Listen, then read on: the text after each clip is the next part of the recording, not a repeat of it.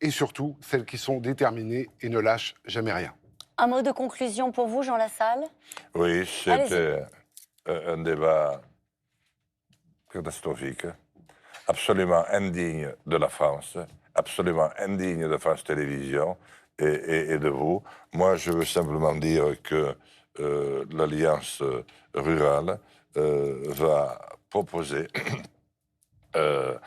d'organiser un processus de résistance à Bruxelles ou à Strasbourg pour sortir de cette triste affaire dans laquelle nous sommes engagés. Mais par pitié, il est minuit, nous sommes des petits candidats, nous représentons des sous-électeurs.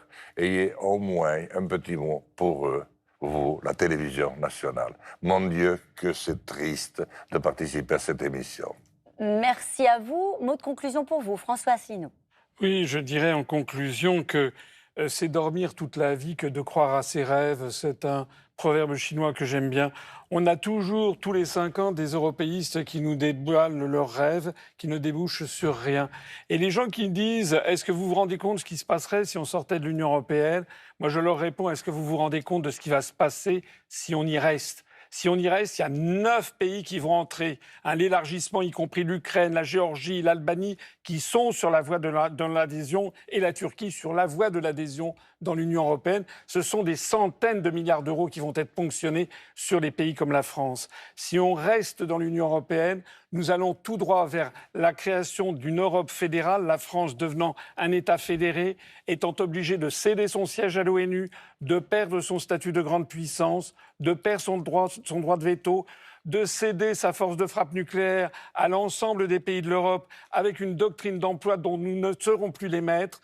Nous allons donc vers un désastre et un risque potentiel de guerre contre la première puissance nucléaire qui est la Russie. Le grand sujet qui doit se poser maintenant, c'est qu'est-ce que c'est que l'avenir de la France? L'avenir de la France est un pays formidable. Vous savez, la langue française est en très forte croissance dans le monde. La France a la première ou deuxième zone économique exclusive. Il n'y a aucune raison pour que la France n'ait pas la même destinée que la Suisse, la Norvège ou l'Islande, qui sont les 3 pays de l'Europe qui ont refusé d'entrer dans l'Union européenne et qui sont, d'après les Nations Unies eux-mêmes, au sommet du développement humain. Merci François Asselineau. Nathalie